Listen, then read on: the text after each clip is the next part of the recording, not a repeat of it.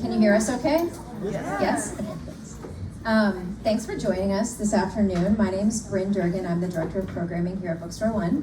And I know I see a lot of familiar faces here in the loft, but for some of you, it might be your first time. So thank you for coming. And, you know, we offer writing workshops and author talks and book clubs and live radio theater. And we really wouldn't be able to offer even a sliver of this programming if it weren't for customers like all of you. So thank you. It does mean the world to us. Now, let me introduce you to the author of the hour. She is a marine biologist in the field of elasmobranch ecology and evolution, currently specializing in smalltooth sawfish and hammerhead sharks. She is the co-founder of Minorities in Shark Sciences, an organization providing support for women of color in the field of shark biology and ecology in order to foster greater diversity in marine science. She is a recipient of the WWF Conservation Leadership Award, the Safina Launchpad Center Fellowship, and a National Science Foundation Graduate Research Fellowship. She is the author of the memoir that you have got to get today if you haven't already, Sharks Don't Sink, Adventures of a Rogue Shark Scientist. So join me in welcoming the brilliant Jasmin Graham. Congratulations on all of the massive success you're having with your book. I think we can start with, tell us what it was like when you got that first reach out from, you know, an agent with an interest in writing a memoir. Is this one? There we go. Okay. So my now literary agent, Chad, who then was some random guy, emailed me and said, "Hey, have you thought about writing a book?" To which I said no. And then he said, "What'd you think about writing a book?" And I also said no. And then he said, "Well, will you at least talk to me about it?" And I said, "Fine, Chad." And so then we started talking, and like the first thing that I said is, I don't know that I have enough to put in a book.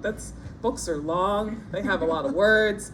And he said, "Well, I think you have plenty." And then he starts talking to me, and he's like, "Well, what about this? Do you think you can write about this? Do you think you can write about that?" And I was like, "Oh man, you got me, Chad." Those are things that I can write about. And then I started thinking about it even more, about why was my initial reaction that I can't write a book. And I realized that was my imposter syndrome speaking, because I hadn't seen anyone at my career stage, certainly not someone that looked like me at my career stage, write a book. So then I was like, well, I think I got to write this book so that the next young Black entrepreneur or scientist or whoever doesn't hesitate.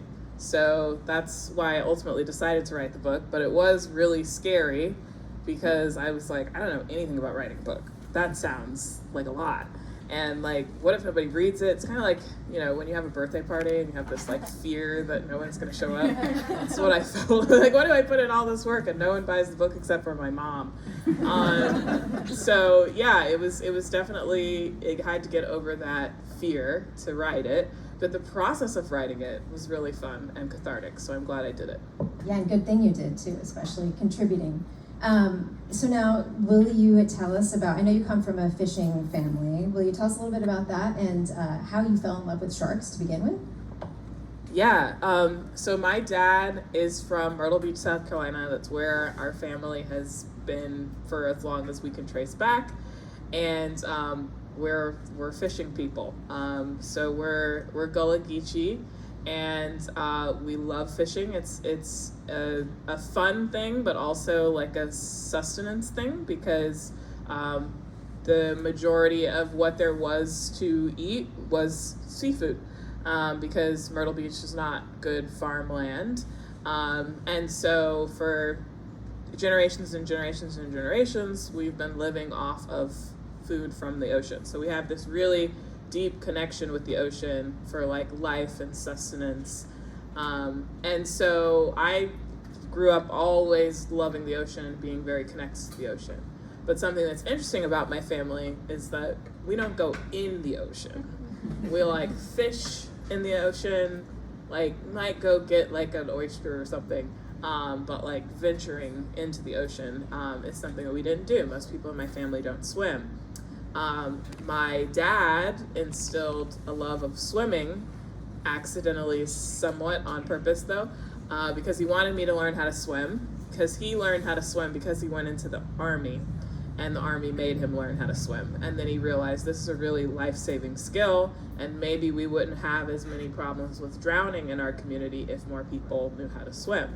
And so he wanted to make sure that I knew how to swim. So then my family started calling me the fish, because he taught me how to swim and I just took off. And I was like, what if I swam everywhere? And we would go to like a random hotel and I'd be like, is there a pool? I'm getting in. So I loved the water. I loved being around the ocean. So whenever I went to a summer camp in high school after my 10th grade year, somebody told me that marine biology was a thing and that you could get paid to study the ocean. And I was like, what? I didn't even know that was an option. I thought there was like 5 basic jobs, like vet, doctor, which is basically the same thing, and engineer, nurse, which is basically the same thing as a doctor. And so I was like, oh, okay, cool. This is cool. And so that's how I got interested in marine biology in general. Sharks came in through what I refer to as a scientific meet cute, which if you're familiar with like rom-coms, the meet cutes are like the moment where the two characters like meet, and it's usually like this little button moment. So I met sharks through Dr. Gavin Naylor, who is now at the University of Florida, but at the time was at College of Charleston where I went to undergrad. And I ran into him, like literally, like, phew, papers go flying.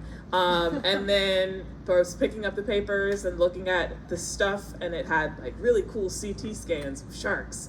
And I was like, what? This is wild. And so then I started talking to him, and he told me, yeah, I'm doing this thing where it's called the Chondrichthyon Tree of Life Project, where I'm tracing the evolution of sharks from the very beginning of when the first shark came. And I was like, that's dope. I want to do that. And so then he said, well, I'll see if I can get some funding for you to come do some graduate research. And then 3 months later, he was like, yeah, I got some money. You want to come do research with me? And that's where I started working on sharks, and the rest is history. So speaking of school, you were a marine biology PhD. You were pursuing that at FSU for a time, right? Master's degree. Master's, okay. Can you talk a bit about your journey from the more academic side to becoming a rogue shark scientist? Yeah. Has anyone in this room been to graduate school? Just show of hands. So it sucks, right? Can we all agree? So it's really hard. It's super hard, I think, for everyone. It's just like, it's a very hyper focus on this one thing and do what you got to do. I found that really challenging. And then there was other additional challenges on top of that, which I won't spoil it, read it in the book. And so that was really draining for me. And I got to the end of my master's degree and I was like, I can't do this anymore. The publisher perished, the like work, grind. And I'm like, so you're telling me that I have to grind all the way until I get tenure? I have to grind for like 15 more years? And I was like, nah, I'm out. So then I decided that I got to get out of here. And I went to my advisor, Dr. Dean Grubbs, and I was like, Dean, I'm leaving in December. With or without that piece of paper, I got to get out of here. And he was like, well, we'll make sure you have the paper. So we did that final push over the finish line, and I was able to defend my thesis and get my master's degree. And then I just stepped out into the unknown to do not academia. And the problem with being in academia and going to graduate school is that oftentimes they don't tell you how to do anything besides be in academia, because everyone that is teaching you is in academia. So they don't know how to teach you how to do other things. So I kind of was like, okay, I guess I'm just gonna go do something else now. And didn't really know what direction I was going in, but I knew that I wanted to get out of academia. And so I decided, well, let me try in the nonprofit space.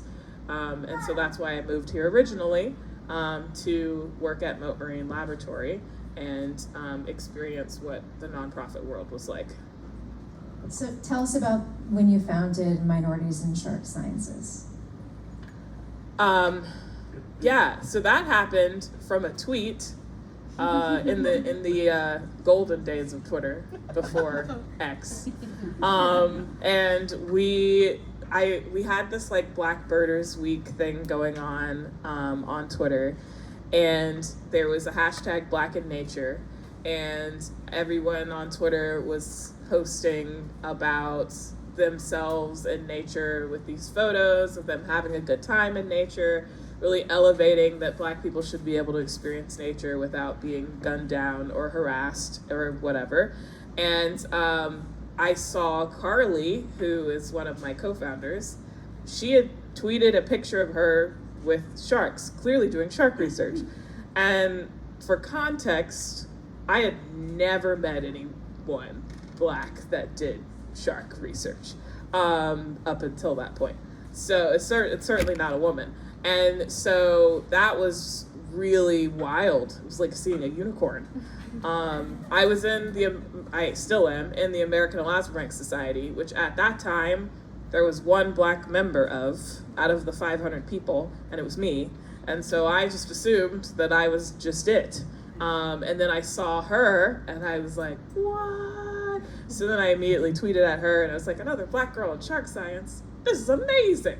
And then, even more wild, Amani and Jada, our other two co-founders, they came into the tweet, and they said, we're Black girls in shark science too. And I was like, there are 4? We just quadrupled the number of Black women in shark science that I am aware of. So it was amazing. And then we started talking, and we figured out that we had really similar experiences and challenges with trying to go through academia, trying to do shark research, trying to, just be a woman in STEM plus being Black in STEM, and how that compounds on each other. And then we kind of decided, hey, we should actually start a club, because we had kind of joked about that. We were like, ha ha ha, we should start a club. Foreshadowing. And then we started actually talking to each other, and we decided, no, we should really do this. And we had a researcher out of Miami, Dr. Catherine McDonald, who volunteered her research vessel to us when the field school's Garvin. And I was like, cool. I mean, this random lady who I don't know at all has just offered this boat to us, so this feels fortuitous. So we decided we were going to raise money to try to bring a bunch of women of color to Miami to do shark research and hang out and network and have this little mini workshop. And we decided to raise money for that so that no one would have to pay and be worried about how am I going to get to Miami. And so we were like, okay, well, we have to come up with a name if we're going to ask people for money. And that was the hardest part, honestly. So we came up with Minorities in Shark Sciences because it made a cool acronym. And then we made a website and social media. We got permission from Field School for donations to go through them because they were a 501c3 and the donations could be tax deductible. And then we just posted online and we're like, hey, we're trying to do this thing. You probably don't know us, but will you give us money? And amazingly, people did. And we had set a goal of $25,000 because we figured $12,000 would cover 1 year, and then we would have enough money banked for a second year. And so we had this goal of raising $25,000 over the course of a year, and we raised $35,000 in 2 weeks. And then we were like, oh, this is a lot.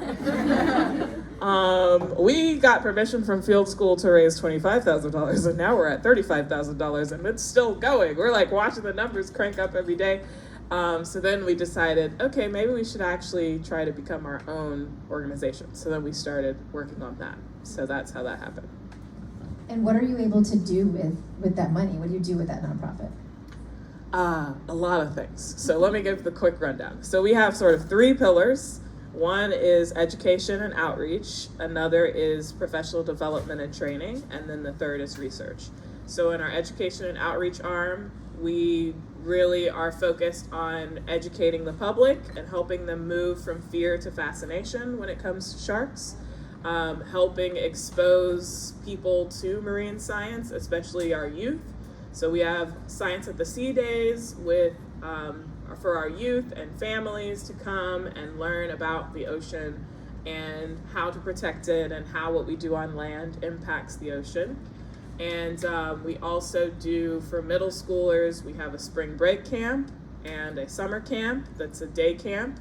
So it's a whole week of just like doing marine science and following their own curiosity and like teaching them how to use the scientific method to study whatever they want to in that week, which is like, oh man, just give teenagers just free reign to do whatever, and they do really cool stuff. We've had some really cool science projects come out of that. And then we have, for our high schoolers, we do a summer camp, but it's a sleepaway camp, and we actually go to Seahorse Key, which is off of Cedar Key, Florida, and it's part of the University of Florida Extension. And it's really cool because it's an island that's uninhabited, that's in the middle of a wildlife refuge. And so we just take a bunch of teenagers to an island where there is no air conditioning and their phones kind of don't work. And it's beautiful. It's like the first day of full panic, and then they settle and they're like, oh, this is really cool. And so it's really fun. We get to take them shark tagging, so they get to actually get their hands on sharks and learn about them. And we do shark dissections, fish dissections, all sorts of really cool stuff with them. We build remotely operated vehicles. We teach them about watersheds and how to take water quality measurements. So then they go around and they get really into water quality, which I did not expect, but they get really into water quality and they want to test all the water everywhere. And so that's just really fun. And then for our professional development and training, we have a Diversifying Ocean Sciences program, which is a hybrid program. It starts out online, building a foundation of information to use different techniques. Then there's a 1 to 2 week hands-on experience where they actually get to apply those techniques at one of our partner institutions. And then they spend the rest of the year completing an independent project of some kind, which could be creative, it can be natural science, it can be social science, but we give them all the skills and then they get to do that and present it at our summit, which happens in January most years. And then we also have our workshops, which is our original thing that we started doing with Field School. We still do that, where we bring people for 3 days over the course of a weekend to come and learn how to do shark research and how to deploy different types of gear, how to take different samples.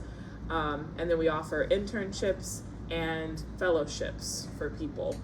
Because, I don't know if you know this, but in marine science, a lot of things are unpaid.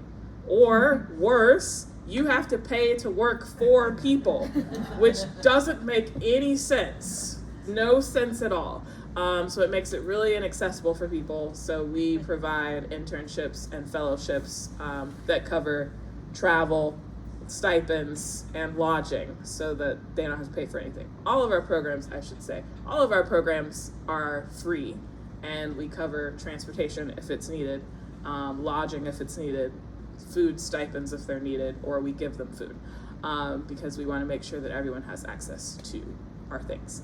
And then, of course, our research arm, we do a lot of really cool research here in Sarasota Bay and the greater Tampa Bay area. And we also serve as a connector for researchers all around the world, because we have about 500 members representing 34 different countries and 37 US states and territories. So we help them find each other, collaborate with each other, and we provide the infrastructure if they don't have infrastructure in their countries or at their institutions to be able to do the work that they want to do. So that is MISS in a nutshell. It's big. It's so much. Yeah. I know you write about this in the book, but can you talk a bit about how you identify with the sharks that you study? Yes. So I do talk about this a lot in the book. So I really see sharks as having a really similar struggle to Black people and other people of color as well in the United States. So whenever people think of sharks, they think of big, scary man-eaters. They're afraid of them. And a lot of that is because of the information that they're fed throughout their whole lives. Like there's movies and news and all of these things that are telling you sharks are evil, sharks are bad, sharks are out to get you. And just human nature, if you're getting all of that input, that triggers your emotional response whenever you see sharks. Even if you know it's illogical, even if you know that like you're not going to get attacked by a shark just by getting in the ocean. That fear is built into you because of everything that you've heard your entire life. And that happens with Black people and people of color as well, where there's stories and movies and the language that we choose to use when we're describing people that is causing this emotional response that is negative towards people. And so the same thing that causes people to get out of the water if they see a shark or be afraid to even get in the water because of sharks, that's the same thing that causes people to cross to the other side of the street when a Black person is walking towards them. It's the same thing that causes people to think that, oh, this person is a threat automatically without any other information. And so that's why I've really felt the strong connection with sharks, because they just have bad PR people.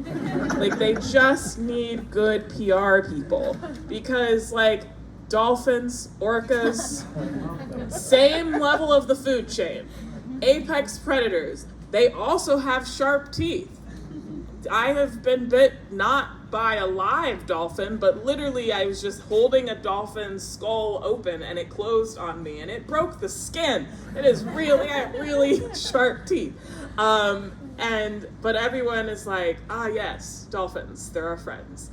Because we have Flipper and all of these things that tell us that dolphins are our friends. And like, dolphins are great. And dolphins are actually kind of jerks. They're like really not nice.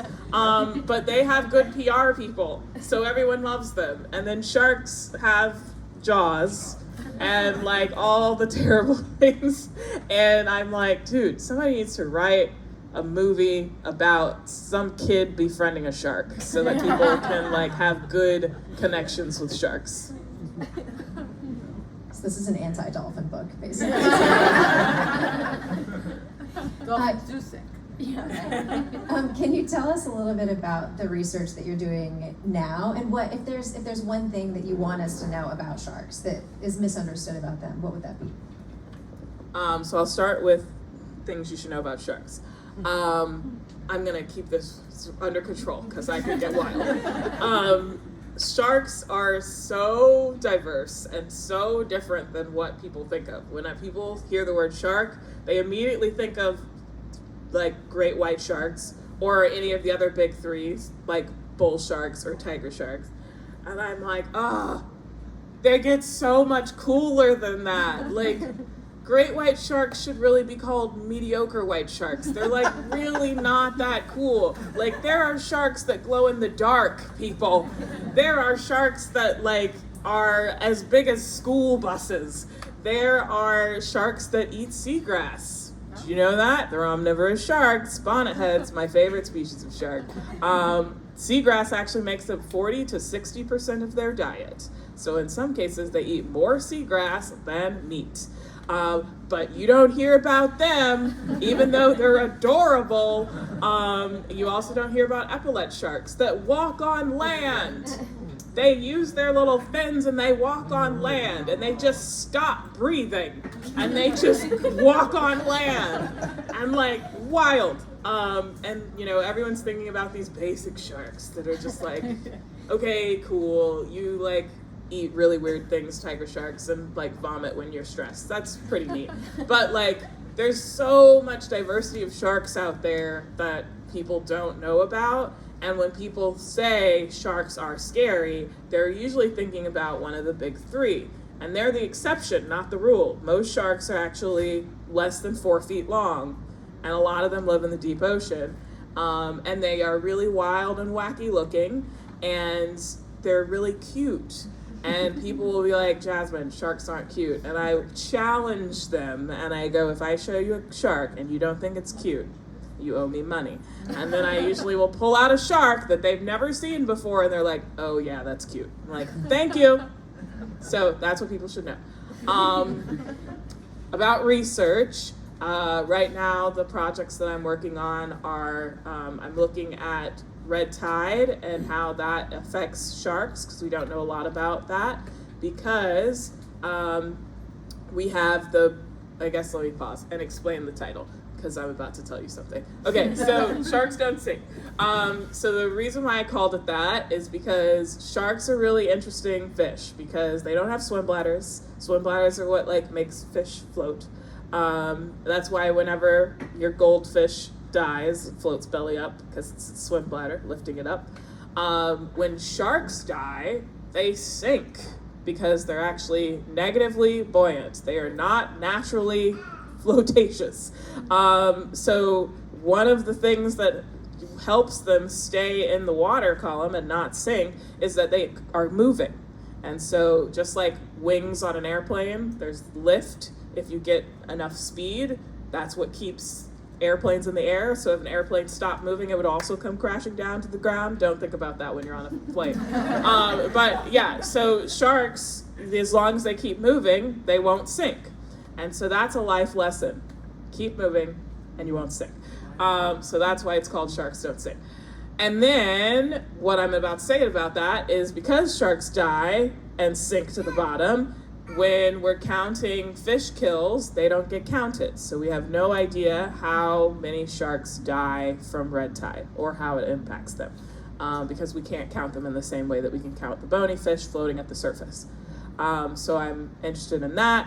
I also am just doing some fun things with deep sea sharks, trying to figure out how to collect muscle tissue from them while they're free swimming, because right now the main way that we get genetic information or any other information is we have to fish for them and bring them up to the surface, which they live in the deep sea. So that's like a dramatic change that's not really good for their bodies. So how do we get information from them while they're still down there? And someone messed around and gave me permission to design things on the ROV that the Western Flyer has in St. Pete. And never give Jasmine power over a robot, because now I'm just doing silly things and putting silly things on this robot, and trying to catch sharks and collect data from them while they're still swimming. So that's that project. And then a project that I mentioned in the book that I'm working on with my dad is a local ecological knowledge study where I'm interviewing other Black fishermen with him in Myrtle Beach to understand how fish stocks have changed over time and how they view the current measures that fisheries management has taken to solve that problem. And then the last thing that I'm doing, I'm starting a project with bull sharks because some people in North Carolina asked me to. So it's an entirely community-driven thing where there's some apparently baby bull sharks just running around Pamlico Sound in North Carolina, and a lot of people are like, there's baby bull sharks here, and no one's talking about it. And they're developing the area, and they're worried about the bull sharks. And so they just asked Miss, hey, can you come study these bull sharks? Because we have questions, and we don't know any scientists, but we see you on the internet. And so I was like, yeah. And I get to use fun tags where you get to stick the tag up the shark's birth canal, and then whenever it drops the pup, it also drops the tag, and it tells you exactly where it dropped the pup, which is super rad, and I love playing with new toys. So I'm super excited about that project. Cool. I just have 2 more questions, and then we're going to turn it over to all of you. So if you want to start thinking of what questions you'd like to ask Jasmine. But I'll ask you, can you tell me a little bit about the book's cover and what you were working on, when those photos were taken, that sort of thing? Let me look at the cover. So this photo up here is here in Sarasota. That, based on the nose, looks like a little baby bull shark. And this right here is one of our Miss members, Ginger. And Then here, this is the Garvin. This is the boat that we do our workshops on. We also do Shark Scientist for a Day on there. I'm going to shamelessly plug this. We have a fundraiser every year. It's called Shark Scientist for a Day. You can come and tag sharks with us on this research boat in Miami. And your ticket cost covers 2 workshop participants to do that for their workshop. And so this is the Garvin. It's really fun. It's a very nice, large research vessel. This vessel that we use here, we have a Freedom Boat Club membership, so it's like a 21-foot boat, so very small. But this one is quite large and spacious and actually has rooms in it, so our participants can stay on board. And also, it's just a really rad ship, really rad people, field school. You can see they fly both the Pride flag and the Black Lives Matter flag very proudly. And then this is just a picture of me at sea. Yeah, that's the cover. And what advice would you give to someone very young who's just starting out, who's interested in marine sciences? What would your best advice be? I would say follow your curiosity and see where it leads. I think sometimes we think that you're supposed to have a plan. I don't have a plan. I've never had a plan. I'm just falling forward and frolicking around. And I think that's the best way to live life, because that's when you figure out like what you're really interested in, following those scientific questions, asking people about things that you're curious about. Like if you hear somebody talk about something, like a scientist or an aquarist or someone that you're interacting with, don't be afraid to ask them questions to learn more. And you probably will ask them a question that they don't know the answer to, and I invite you to explore if you can figure out the answer to that question yourself. And that's a really fun way to get into science, because all science is asking questions and trying to figure out the answers. You can do that at any point in your life. You don't have to have a certain degree. You don't need to be paid to do it. You don't need to have a title. You could just be doing science. So like I said, at our camps, like our campers do science. They ask a question, they go through the entire scientific method, and that's science, asking a question, trying to figure out the answers. So you can do that right now. Whoever you are, wherever you are. You might be like, I don't know, I'm too old to do science. Wrong. Or I'm too young to do science. Wrong. Like even like a toddler technically can do science, and they do. They follow their curiosity. If they see ants and they just follow the ants and see where they go, that's a little mini experiment. I've done an observation. I've followed them to their source. Now I know where they are. Kids do that naturally. We naturally have this curiosity of wanting to learn about the world. So just like dive in on that and see where it leads, and talk to people. And like people that are nerds love talking about nerdy things. So like you just walk up to somebody and be like, I noticed that you study snails. Tell me about snails. And then they will like launch into a whole thing about snails. So yes. What questions do all of you have? Just raise your hand and we'll point to you.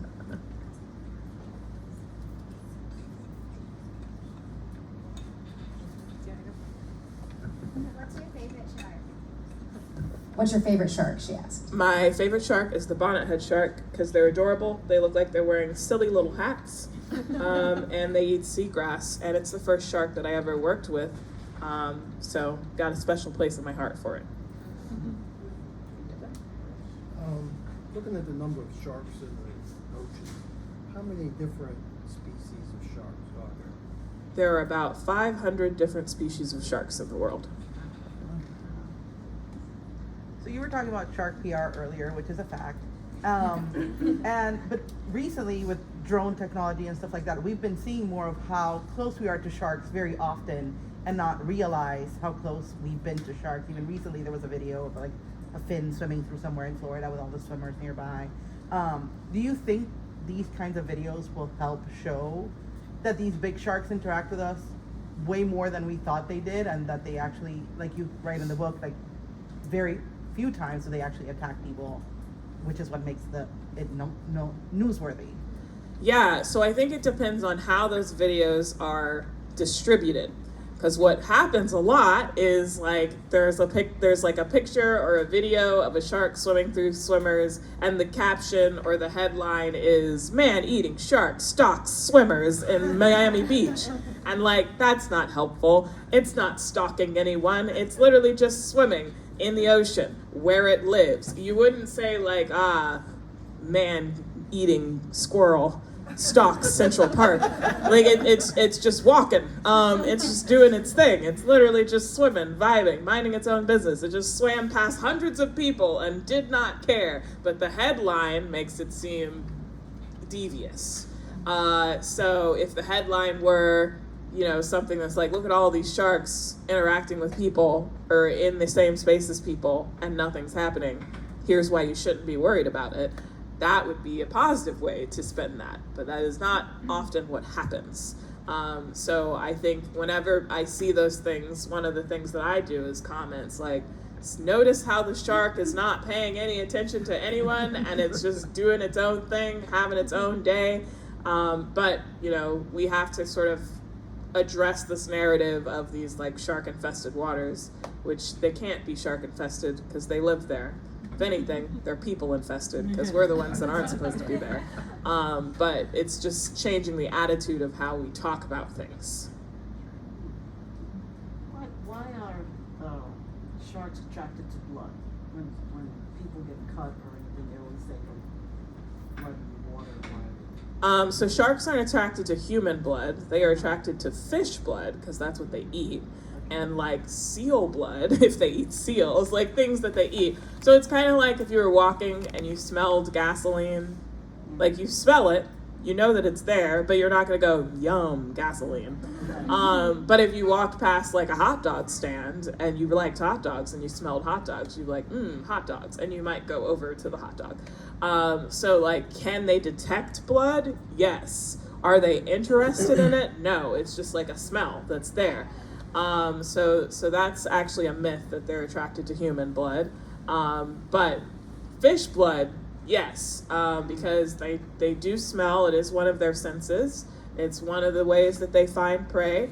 And so, like if there's, a whale carcass or something, that's why, we had that whale carcass off and all of these sharks came around. It's because the scent of the whale carcass was spreading out and all of the sharks were like, yummy dinner. But like a human would not attract sharks like that because they're not interested in eating that.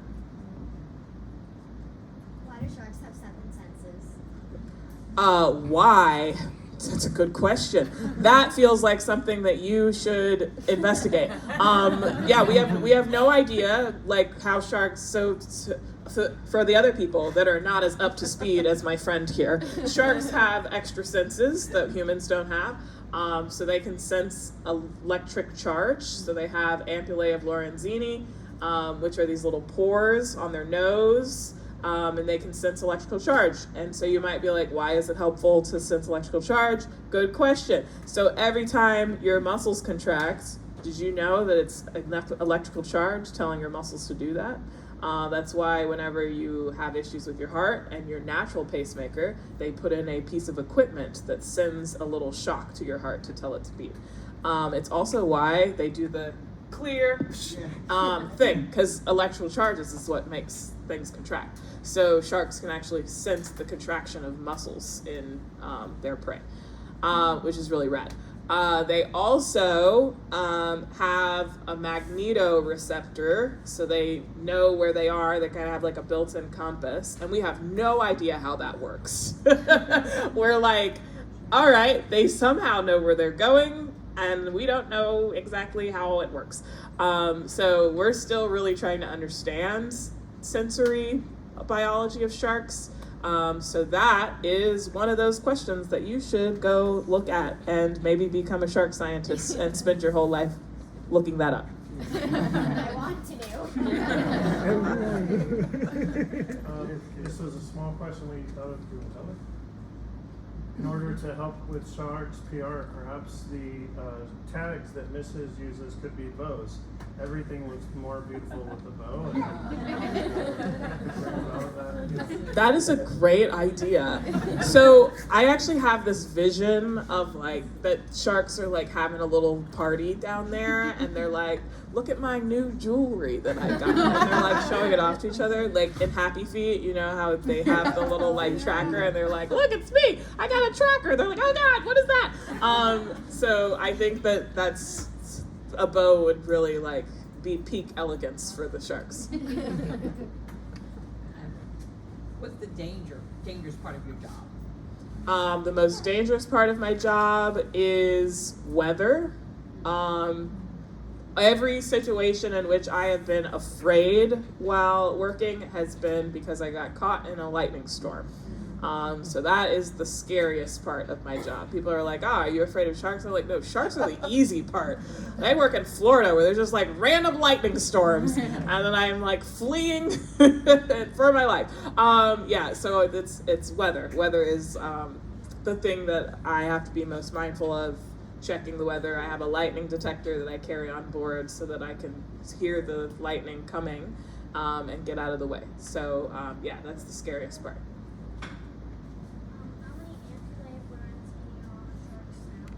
That is another great question, and we don't know.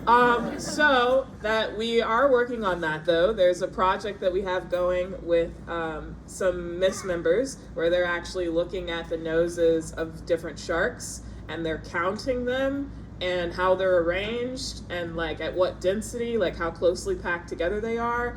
And then they're gonna look at their sensitivity to electricity and see if it changes based on the number of ampullae there are or how they're arranged. So that is a really good question that people are studying, and we'll probably still be studying by the time that you are old enough to be a scientist. So you should come hop on that project when you get old enough. So you talked a little bit about getting the call for your memoir. What was the call like for getting onto Shark Beach with Anthony Mackie? How was that experience? So I was going over the Skyway, and I was talking to my mom on the phone, and then so we already had a partnership with National Geographic, Minorities and Shark Sciences did. And so I already had been in contact with National Geographic for like other things, which is why when my phone rang, I had the caller ID because Jesse Springer, who does Shark Week or Shark Fest, was in my phone already. And so then I was like talking to my mom, and then it was like, you have a call coming in. I was like, hey, Mom, I gotta call you back. I think National Geographic is calling me. And my mom was like, National Geographic. And I rolled my eyes and I answered the phone. I actually have a lot of anxiety about shark shows because they can like be twisted.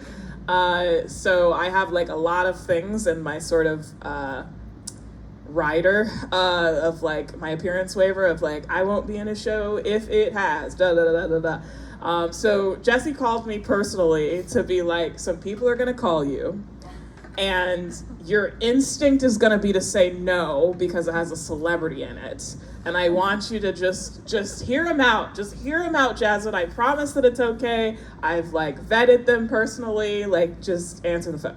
And I said, okay, fine. So then they did reach out, and I did talk to them, and they were like, we have this idea for the show about depredation, which is where sharks eat some or all of a fisherman's catch. And they were like, we're really interested in you coming on the show because of your family's background with fishing and that you're also a shark scientist. And that's a really cool interaction. And we've invited Anthony Mackie, who is also a fisherman and also comes from a fishing family, and is really excited to make a science-centered show. So like, please don't say no just because it's Anthony Mackie and he's famous. And I was like, okay, fine, sounds good. And then it was great because the director was really amazing. We had a lot of say in shaping the show and what it was about, and he really went to bat for us to make sure that it was science-centered. and that all of the important points that we each wanted to make in the show got hit. So big kudos to Matt, the director, and it was an amazing show to work on. It was really great, a really fantastic experience where I felt like my voice was valued and the scientific integrity of the show was really well maintained, which doesn't always happen with a shark show. Hi, I'm actually going to jump on this young gentleman's question regarding the amount of employee. As a science teacher here in Sarasota County, there's a couple of us here. Do you do any of like crowdsourcing for citizen science projects? You were talking about counting. In the event you had any images of these sharks, would you be able to send out maybe like on Zooniverse or on the citizen science project website where you could have the community, you could have people looking at these things and then utilizing that information to help drive your research? Yeah, so we do do a lot of community work and have community members involved in our things. So we have, like when we do our dissections or we give specimens to schools, or we give them to the Tampa Bay Watch and stuff, we have them actually like take the samples for us as part of their dissections, so they get the shark and they can use it in their classroom, but they also get to like teach the kids about how we take the samples, how do we follow protocol, and then we get like such and such's 7th grade class and the acknowledgments of the paper because they helped with it.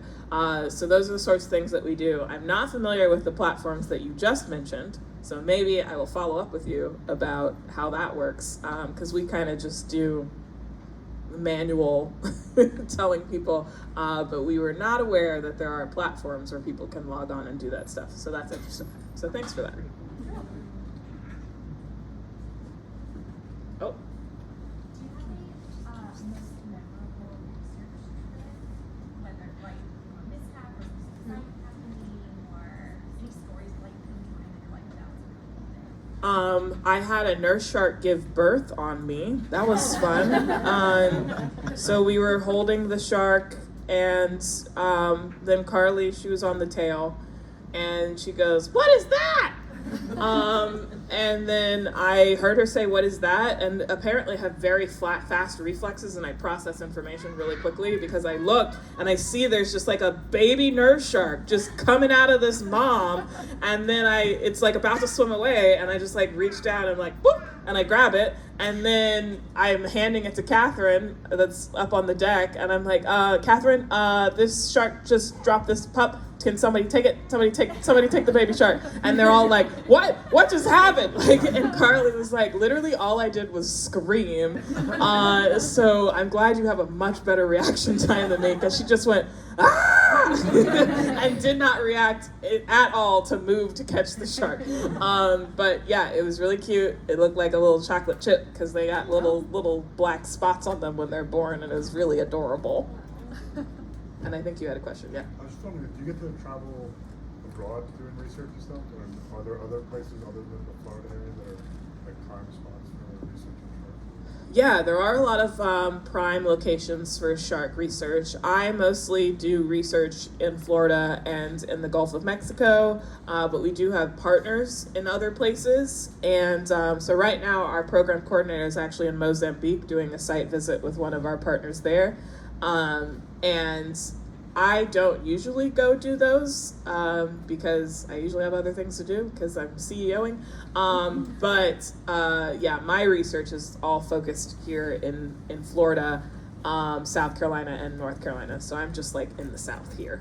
But there are projects going on with Miss members in Nigeria, in Mozambique, in Sri Lanka, India, and Brazil. And we also have some partnerships in the Bahamas as well. So we got lots of people working on different things. And Qatar. I forgot Qatar.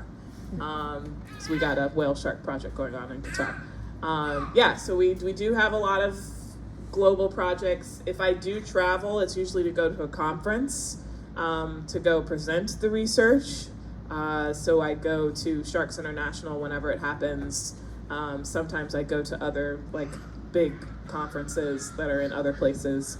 But yeah, all of my research is here in Florida because I like to be home whenever I can because I usually have to travel for other things. I was curious if you've ever done any collaboration with Harvard Branch Oceanographic Institute in Fort Pierce. No, we have not. We had a Miss member that I think went there or had some affiliation with them Yeah, I just know briefly. there's Dr. Jamie in there that does really heavy shark research, and they do a lot of ROVs. So I was just curious if you Yeah. had a connection with them at all. Yeah, we don't currently work with them directly. No. I'm curious how this, the organization, is being accepted by the larger traditional research community. Are you a part of that, or are you just going the roadway?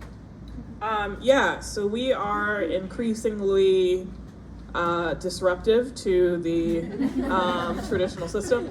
So I think whenever we started, people were like, I don't know about this. And then we started doing our things, and I mean, the proof is in the pudding. Like, it's working. Like, the diversity in marine science and shark science specifically is changing. Like, a lot of things are changing. And so I think now people are kind of like, well, this seems like you got to get on board or you get rolled over. So I guess I'll get on board. There are still some people that would prefer to get rolled over. But I would say that we're pretty well respected, and it wasn't always like that. When we first started, there was, a lot of questioning, and there are always going to be naysayers, but I would say that the majority of the shark science community recognizes us as a authority, and that we have a lot of research and a lot of value, and funders as well have started really respecting us and the work that we do. Thank you. Okay, you have 2 more questions. Of the 500 species of sharks that you mentioned, are they generally popularized throughout the world? Are they territorial? For instance, South Africa, all you hear about is tiger sharks. Okay, so and you just mentioned North Carolina, bull sharks. Okay, so do they really stay in certain areas, different type species, or are they all throughout? Species they occupy the same geographical area. So there's lots of species overlap. There are areas of the world that have like higher diversity of sharks. And then there are areas that have lower diversity of sharks. So like if you go into really cold water, the amount of sharks goes down because sharks are cold-blooded, and most of them can't really control their body temperature like at all. There are a few that can, and they venture into colder waters. But yeah, usually warmer waters is where most species are concentrated. And then there's a lot of species in the deep sea. So there is a lot of overlap. But there are definitive areas where like some species it's their range, and then there's other places where you don't find that particular species, but it's not like species don't overlap with each other. It's just that like, this is my range and this is my range, and we overlap right here, but like you won't find this species of shark over here because it's not in its range. Okay, similar to like a Venn diagram. Yeah. Yep. Yes. So I remember earlier on you were talking about kind of meeting people in something like the Elasmobranch Society. I was just wondering, as someone kind of getting their own start in the marine science world, how exactly do you find kind of groups like that? The internet, word of mouth. I think that talking to people about what they're doing, what they're working on, what organizations they're a part of, that can be really helpful, especially if you meet someone that does something similar to what you're interested in. Like if you're walking down the street and you find a person that studies crabs, and you're like, you study crabs? I'm interested in crabs. Are there any groups for people that study crabs? And they might say, yes, there is the, what do they call it? Crustacean Society, the Crustacean Society. And then you might learn a little bit about that organization. So I would say, yeah, the internet and talking to people that have interests that align with you and figuring out if they're part of any groups that you might be interested in joining. So I want to make sure that we save enough time for if you are interested in getting Jasmin's book, that you can get it and then have it signed before the event is over. But if there are any pressing questions, we'll get to them. So like a last call for questions. Go ahead. I know that there was a new sea creature found a couple days ago that my marine science teacher told me about. Have you named it yet? I don't know anything about that. So you have asked me a question that has stumped me. But typically, I will say that whenever a creature is found, there's a lot of steps to like verify that it is indeed a new species, and then we go into the like naming phase. And typically the people that get to name it are the people that find it or someone affiliated with that. And it's fun because then you get to like name it whatever you want. A lot of people will name it something that makes sense based on like how they look. And sometimes they name it after themselves or some scientist that they respect. So I don't know what specific creature you're talking about, but I would guess that they're trying to confirm that it is indeed a new species, and then they have to figure out how it's related to other things to be able to give it its scientific name, and then they usually will get the naming process going. You had a question? Yeah, it's so I was a teacher for many years, and I'm Hispanic, so I teach a lot of kids that, like you were talking about, like the knowledge of the amount of careers out there is very limited. Like it's what you know in your neighborhood or like the things you see on TV and stuff like that. Is there a way to promote things like this? Like people can study sharks, people can study snails, people can study to these communities that may not have access to the information that other communities might.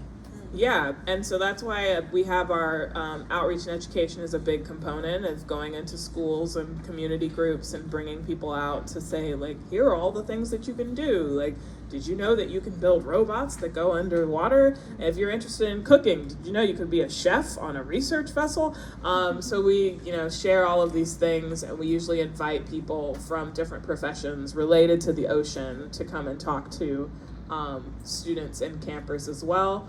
But really, I think that the best thing that we can do is just like bring people to experiences or bring experiences to them. And I know that most of the schools we serve are Title I schools, and they can only do this because we don't charge them and that we pay for their school buses to come on the field trip and things like that. So it's less of a burden. And we design curriculum for teachers so that it's really easy for them to plug and play, because teachers are overworked and underpaid, and like it's really hard to come up with a hands-on experience. And anything that we can do to lessen that burden is what we try to do. But I think that's really what it boils down to, is making sure that teachers and schools have the resources to be able to access those things. Because there are schools that can afford to go on all of these fancy field trips and stuff, and there are schools that cannot. And so making sure that we get the resources to those people, and we make it accessible, which means making it free or making it in a nice little neat package for them, so there's not any extra burden on their part. Yeah, thank you so much for the work that you are doing with Miss, and then of course for the magnificent book. So I'm sure everybody can join me in just thanking you in a round of applause.